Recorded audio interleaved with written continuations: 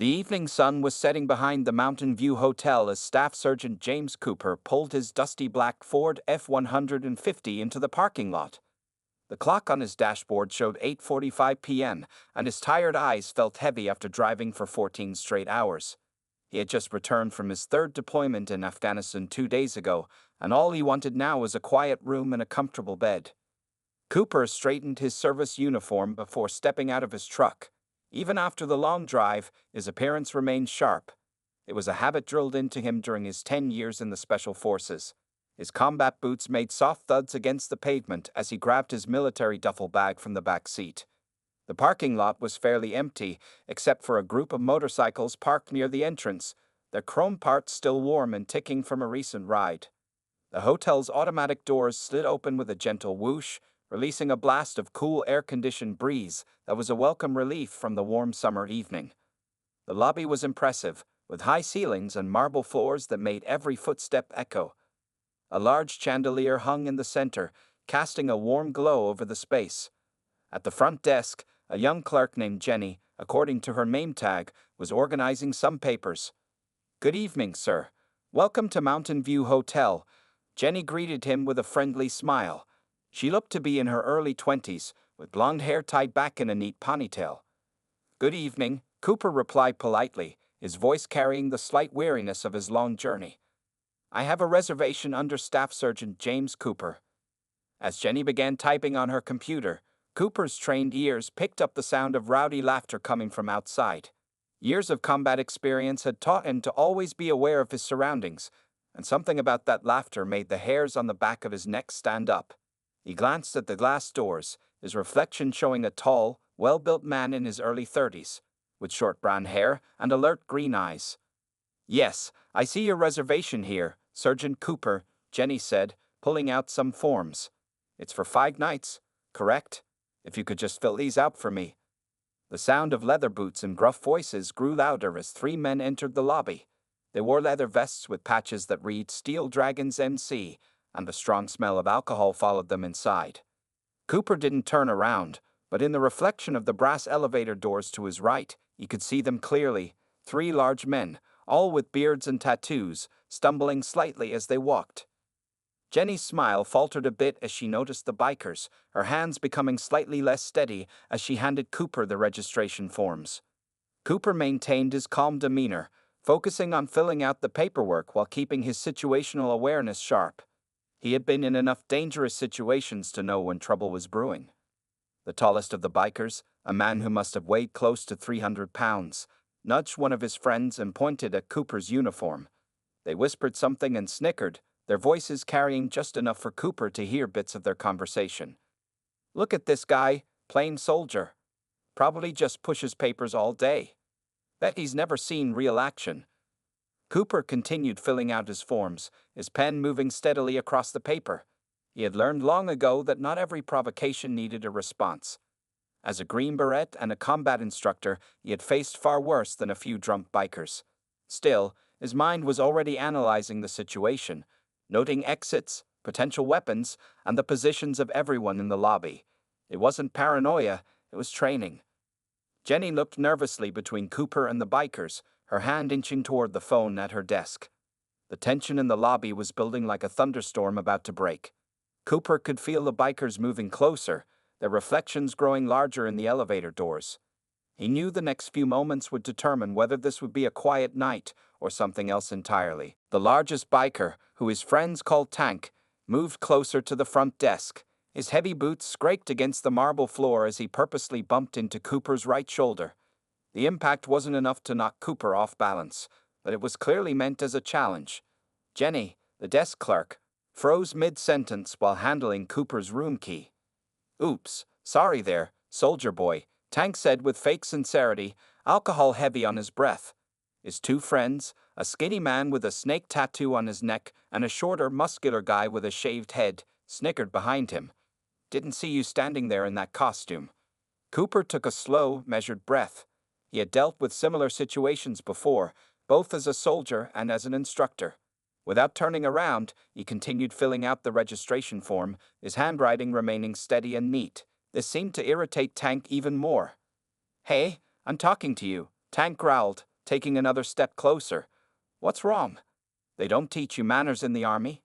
It's the Green Berets, actually, Cooper replied calmly, finally turning to face the three men.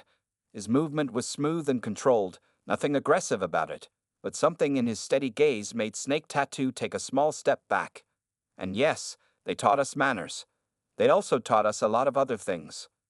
The lobby's chandelier cast strange shadows across Tank's face as he processed Cooper's words. The biker was at least 3 inches taller than Cooper and outweighed him by a good 100 pounds, but something about the soldier's quiet confidence made him hesitate for a split second. Green Berets, huh? The shorter biker said, trying to sound unimpressed. Bet that fancy beret doesn't help much in a real fight. He moved to Cooper's left, attempting to flank him. Cooper noticed the movement but didn't react visibly.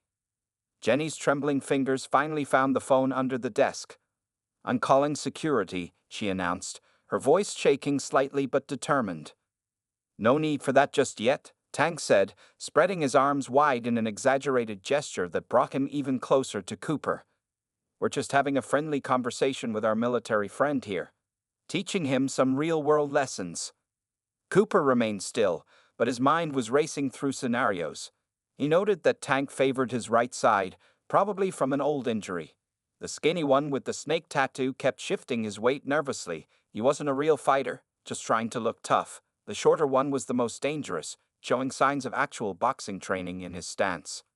"Look, gentlemen," Cooper said, his voice remaining professional and calm, "I've had a long drive, and I'm sure you have better things to do than waste time here.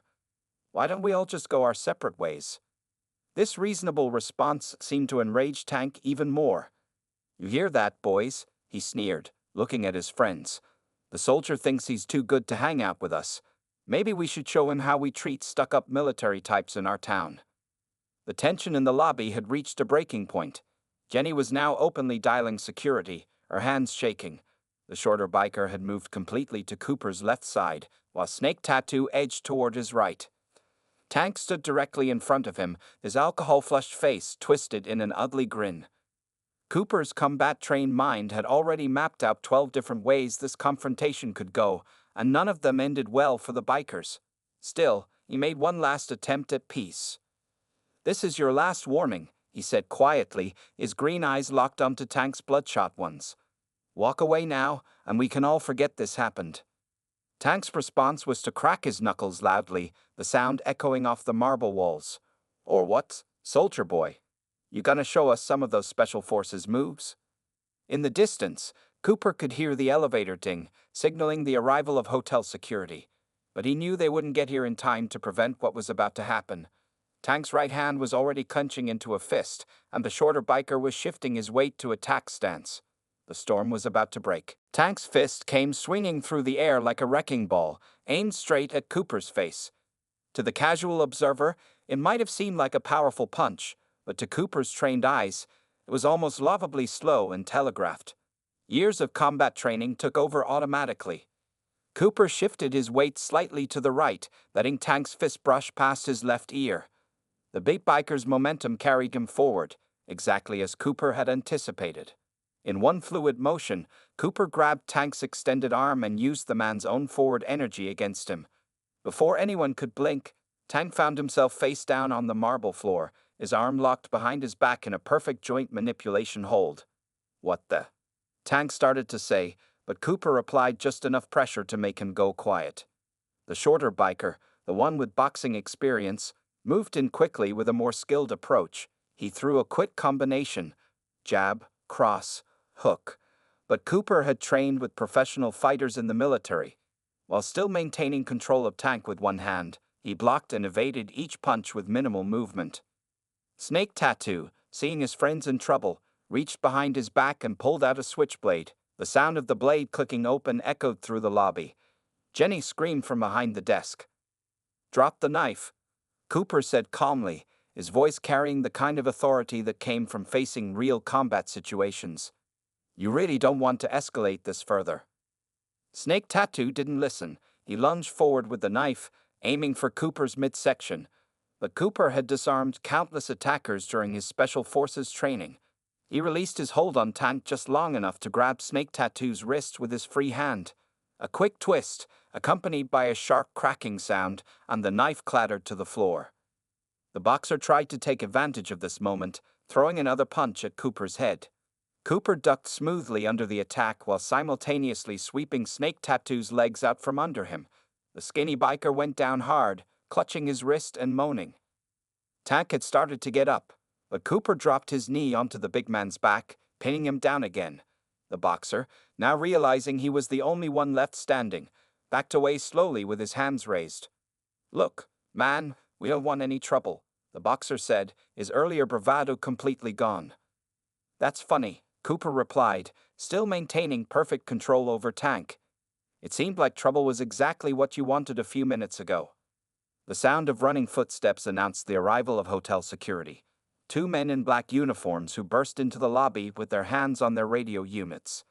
They stopped short at the scene before them, one large biker pinned to the floor, another sitting against the wall holding his wrist, and a third backing away with his hands up. "Everything under control here, sir?" one of the security guards asked Cooper, quickly assessing that he wasn't the troublemaker. "Just a small misunderstanding," Cooper replied professionally. "Though you might want to call the police. This gentleman," he nodded toward Snake Tattoo, "pulled a knife, and that's not something we can ignore." Tank struggled weakly under Cooper's hold. "Get off me, you," he started to say, but Cooper adjusted his grip slightly, making the big man gasp.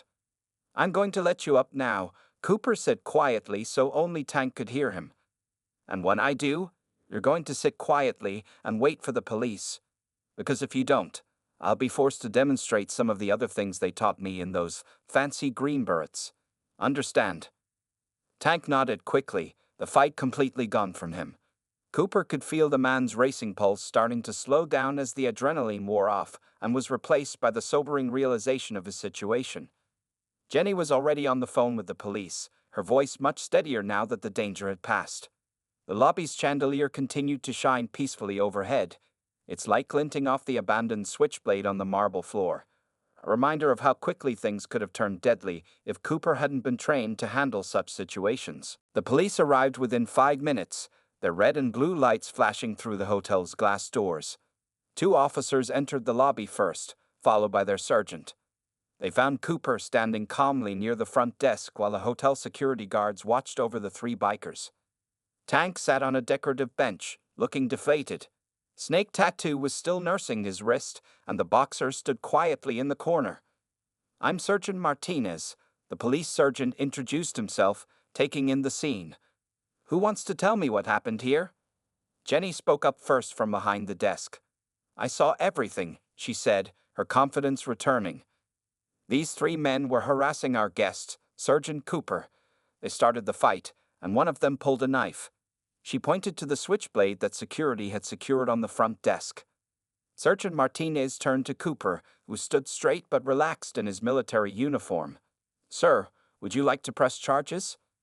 Cooper looked at the 3 bikers. Tank couldn't meet his eyes, staring instead at the marble floor. Snake Tattoo was pale, probably realizing how serious pulling a knife was. The boxer just looked embarrassed. "That depends," Cooper said calmly.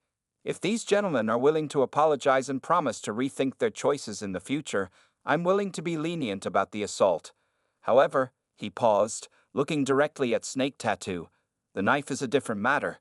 That crossed a line." Sergeant Martinez nodded. "The concealed weapon is a serious offense. We'll have to process that regardless." He turned to his officers. "Take their statements and run their IDs." As the officers began their work, the hotel manager arrived, hurrying across the lobby. He was a short man in his 50s wearing a well-pressed suit. "Sergeant Cooper," he said, clearly distressed, "I just heard what happened. I want to apologize personally for this incident." "No need to apologize," Cooper replied. "Your staff handled the situation well." He nodded toward Jenny, who smiled appreciatively. The manager wrung his hands. "Nevertheless, this is unacceptable. Please, allow me to upgrade you to our executive suite for the duration of your stay, at no additional charge. It's the least we can do." While they were talking, the officers had finished checking IDs. One of them approached Sergeant Martinez and spoke quietly. Martinez's expression darkened as he listened. "Well," Martinez said, looking at the bikers, It seems Mr. Tank here has an outstanding warrant in the next county, and Mr. Snake Tattoo, or should I say, Mr. James Wilson, is on probation, which means carrying that knife is a probation violation. The boxer raised his hand slightly. What about me, officer? You're clean, Martinez replied, but I'd strongly suggest finding better friends. Cooper watched as the officers began handcuffing Tank and Snake Tattoo. The two bikers seemed to have aged years in the past few minutes, their tough guy act completely gone. The boxer stood awkwardly, not sure what to do. Sir, the boxer said, approaching Cooper cautiously. I'm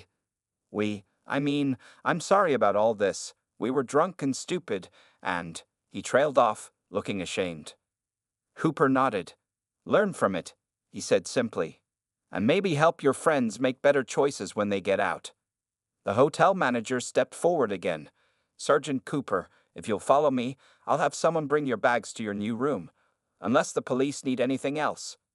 Sergeant Martinez shook his head. We have everything we need. Thank you for your cooperation, Sergeant Cooper. Sorry to interrupt your evening.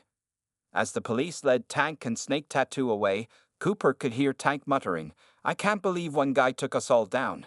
Who is this dude? Jenny, who had overheard, smiled slightly.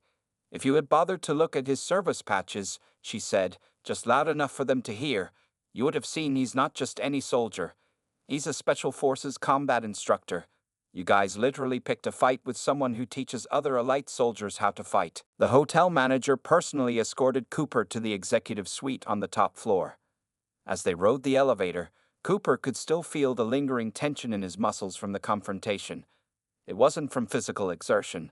The fight had barely qualified as a workout compared to his military training, but rather from maintaining such precise control throughout the encounter. Here we are, sir, the manager said, opening the door to reveal a spacious suite with floor-to-ceiling windows. I've instructed the kitchen to remain open late if you'd like to order room service. Everything will be complimentary, of course. Cooper thanked him and stepped into the room, placing his duffel bag near the king-size bed. The suite was bigger than his entire first apartment, with a separate living area and a bathroom that could fit his whole squad. The city lights twinkled beyond the windows, creating a peaceful atmosphere that was a stark contrast to the earlier chaos. Just as he was about to sit down, there was a knock at the door. It was Jenny from the front desk, holding a first aid kit. I'm sorry to disturb you, Sergeant Cooper, she said, but protocol requires we offer medical assistance after any incident, even though, she smiled slightly, you don't seem to need it. Cooper invited her in, more out of politeness than necessity. As she set the first aid kit on the coffee table, he noticed her hands were still trembling slightly. Are you okay? He asked gently. That must have been scary for you. Jenny nodded, taking a deep breath. I've worked here for 2 years, and we've had difficult customers before, but never anything like that. The way you handled it was... She paused, searching for the right word, amazing. Where did you learn to fight like that? Cooper sat down in one of the plush armchairs, his body finally starting to relax. Fort Bragg, North Carolina, he replied. That's where the Special Forces Combat Training School is located. I spent the last 3 years teaching other soldiers hand-to-hand combat techniques. So those bikers really did pick the worst possible person to mess with, Jenny said, shaking her head in disbelief. Or the best possible person, Cooper corrected her. Someone with less training might have felt threatened enough to use excessive force. The goal is always to end the confrontation with minimal harm to anyone. As if to emphasize his point, he rolled up his sleeve to let Jenny check a small scrape on his forearm, the only mark he had received during the entire fight. She cleaned it quickly with an antiseptic wipe, though they both knew it was unnecessary. The police called again after you left the lobby, Jenny informed him as she packed up the first aid kit. Apparently, Tank, his real name is Michael Thompson, was wanted for assault in another county, and the one with the snake tattoo had violated his probation 3 times before this. You might have actually done them a favor, giving them a wake-up call before they hurt someone or themselves. Cooper nodded thoughtfully. In his military career, he had learned that sometimes the best lessons came from failure, as long as you lived to learn from them. Oh, and one more thing, Jenny added, reaching into her pocket. The boxer, he came back after the police left. He asked me to give you this. She handed Cooper a folded piece of paper. On it was a roughly written note. "Dear Sergeant, I'm sorry again about tonight. You could have really hurt us, but you didn't. I've been thinking about joining the army. I was worried I wasn't tough enough. After seeing how a real soldier handles himself, I'm going to visit the recruiting office tomorrow. Thank you for showing me what real strength looks like. Dave." Cooper folded the note carefully and put it in his pocket. Sometimes, he reflected, the most important victories weren't won through fighting at all. As Jenny left the room, he walked to the window and looked out at the peaceful city below, grateful that this particular confrontation had ended with a lesson learned rather than lasting harm. The next morning, Cooper woke up early out of habit. His military routine was too deeply ingrained to sleep in, even in the luxurious executive suite. He changed into his workout clothes and headed down to the hotel's fitness center, his mind still processing the events of the previous night. The gym was empty at 5:30 a.m., just the way he liked it. As he started his morning workout, he noticed several local news notifications on his phone. Someone had recorded part of last night's incident on their phone, and the video had gone viral overnight. The headlines read, "Green Beret takes down 3 bikers without breaking a sweat," and "Special Forces instructor shows perfect restraint in hotel confrontation." Cooper shook his head and put his phone away. He hadn't noticed anyone recording, but these days, every incident ended up online. He focused on his workout instead, pushing through his regular routine of push-ups, pull-ups, and core exercises. Around 6:15 a.m., the hotel manager rushed into the gym, looking worried. "Sergeant Cooper, I'm sorry to disturb your workout, but there's a situation in the lobby you should know about." Cooper grabbed his towel, immediately alert. "More trouble?" No, the manager said quickly. "It's just, there are reporters outside. The video of last night went viral, and they want to interview you. Also, the local police chief called. He'd like to speak with you about possibly conducting a training seminar for his officers on nonviolent conflict resolution." Cooper wiped his face with the towel, thinking carefully about his response. He hadn't handled the situation for publicity or praise. He'd simply done what his training had prepared him to do. "Please tell the reporters I appreciate their interest," he said finally, "but I was just doing my job. The real story isn't about me taking down 3 guys. It's about how proper training can help you control a situation without causing unnecessary harm." The manager nodded, impressed by Cooper's modesty. "There's one more thing," he added. "Remember Dave, the boxer from last night? He's in the lobby too. Says he just came from the Army recruiting office and would like to thank you personally." Cooper smiled slightly. Maybe some good would come from last night's incident after all. He headed back to his room to shower and change, thinking about how different things might have been if he'd lost his temper or used excessive force. In his room, he found an email from his commanding officer back at Fort Bragg. Cooper saw the video. Textbook handling of the situation. Perfect example of what we teach about controlled response and minimum necessary force. Would you consider using this as a case study in your next training class? As Cooper got dressed in his civilian clothes, he thought about all the soldiers he trained over the years. The most important lesson he always tried to teach them wasn't about fighting techniques or tactical moves. It was about control, judgment, and using their skills responsibly. He looked out the window at the small crowd of reporters gathered outside the hotel. They'd all wanted to hear about how one soldier had taken down 3 bikers, but the real story, Cooper knew, was about something else entirely. It was about how years of disciplined training had allowed him to end a dangerous situation without seriously hurting anyone. It was about showing strength through restraint rather than aggression. Dave's note from last night was still in his pocket. Cooper read it again, thinking about how one incident could change someone's entire perspective. Maybe that was worth talking to the reporters about, not the fight itself, but the lessons behind it. About how real strength isn't about winning fights, but about knowing how to avoid them when possible and end them quickly and safely when necessary. He straightened his collar and headed down to the lobby, ready to turn an unfortunate incident into a teaching opportunity. When Cooper reached the lobby, he found Dave waiting nervously near the front desk, wearing clean clothes and a fresh haircut. The young man straightened up when he saw Cooper approaching, almost standing at attention. "Sergeant Cooper," Dave said, extending his hand. "I hope it's okay that I came back. I wanted you to know that I went to the recruiting office this morning. They said I could start basic training in 6 weeks." Cooper shook his hand firmly. That's good to hear, Dave. Just remember, the military isn't about fighting. It's about service, discipline, and protecting others. Jenny was at her usual spot behind the desk, and she smiled as she watched the interaction. The lobby looked completely normal now, showing no signs of last night's confrontation. The only difference was the small group of reporters waiting outside the hotel's glass doors. I also went to visit Tank and James, Snake Tattoo, at the county jail this morning, Dave continued, looking down at his feet. Tank wanted me to tell you something. He said he's been thinking a lot about what happened. The judge is giving him a choice between jail time or entering a rehabilitation program for his anger issues. He's choosing the program. Cooper nodded approvingly. Sometimes it took hitting rock bottom to start making better choices. He'd seen it many times during his military career, how a single moment could change someone's entire life direction. The hotel manager approached them, looking apologetic. Sergeant Cooper, the police chief is here to see you, and the reporters are getting quite insistent. Cooper checked his watch. He had planned to spend the day relaxing, maybe catching up on some reading, but it seemed life had other plans. Tell the chief I'll meet with him in 10 minutes, he said, then he turned back to Dave. Want to see how we handle the media? Dave's eyes widened with surprise and excitement. Yes, sir. Together, they walked toward the hotel entrance. Through the glass doors, they could see the reporters with their cameras and microphones, all eager to get the story. Cooper paused for a moment before going out. Watch and learn, he told Dave.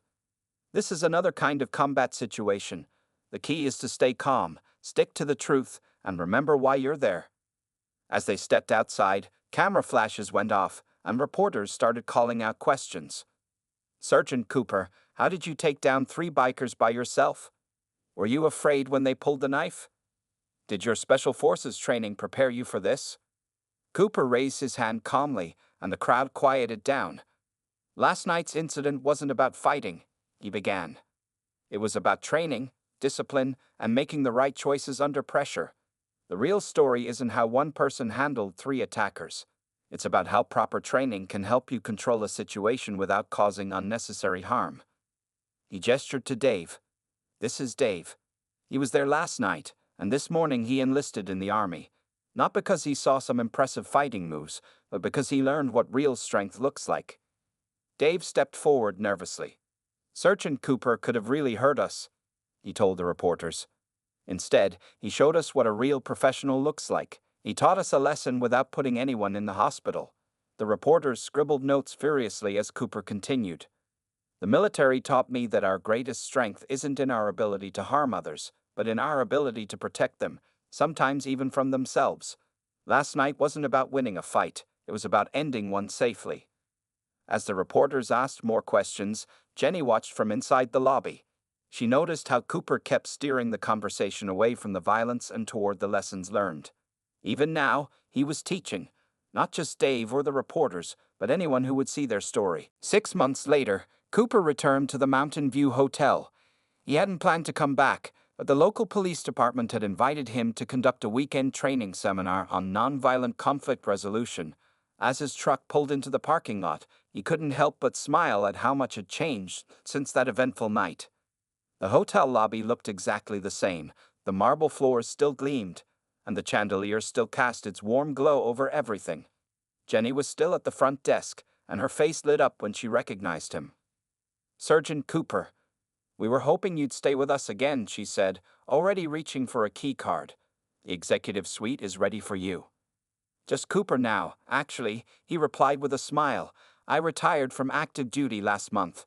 I'm focusing on training law enforcement and security personnel full-time. As Jenny processed his check-in, she updated him on everything that had happened since his last visit. The hotel had become somewhat famous after the incident.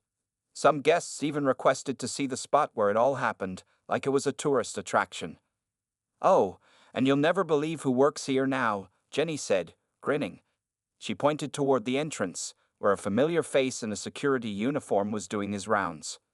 Dave? Cooper called out, surprised. The former boxer turned around, his face breaking into a huge smile. He walked over, standing tall and confident, very different from the nervous young man Cooper had last seen. Sir, I knew you were coming for the police training, Dave said, shaking Cooper's hand enthusiastically.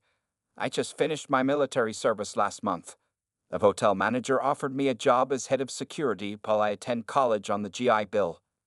Cooper noticed how Dave carried himself now, disciplined, alert, but approachable. The military had clearly taught him the same lessons about strength and restraint that Cooper had demonstrated that night. "Have you heard about Tank and James?" Dave asked, using Snake Tattoo's real name. Cooper shook his head, and Dave continued. "Tank completed his rehabilitation program. He's been sober for 5 months now and works as a counselor at the same center that helped him. James got out of jail 3 months ago and is doing well too. They both got the wake-up call they needed." As if on cue, the hotel's front doors opened and Tank walked in. He was wearing a suit now, and he'd lost weight.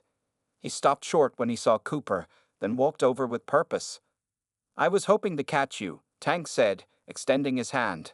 "I'm speaking at your seminar tomorrow, if that's okay." The police chief thought it would be good for officers to hear my side of the story, how one person's professional response to a bad situation changed 3 lives for the better. Cooper looked around the lobby, at Dave in his security uniform, at Tank in his suit, at Jenny's proud smile. His commanding officer had been right about using that night as a teaching example, just not in the way they'd expected. "The funny thing is," Tank continued, rubbing his neck sheepishly, "that video of you taking us down probably saved my life. Every time I'm tempted to lose my temper or take a drink, I watch it again. Not because of the fighting, but because of how you handled it. You showed more concern for our safety than we did." Cooper listened as Tank explained how he now used his own experience to help others with anger and addiction issues. The incident had created a ripple effect, touching more lives than Cooper had imagined possible. "You know what the real irony is?" Dave said, adjusting his security badge. "That night, we thought we were teaching you a lesson. Instead, you taught us one that changed everything." Cooper smiled, thinking about how life's biggest lessons often come when and where you least expect them. What had started as a simple hotel check-in had turned into something that transformed multiple lives, including his own. Sometimes, he reflected, the best victories aren't won with fists or force, but with patience, professionalism, and the willingness to show others a better way.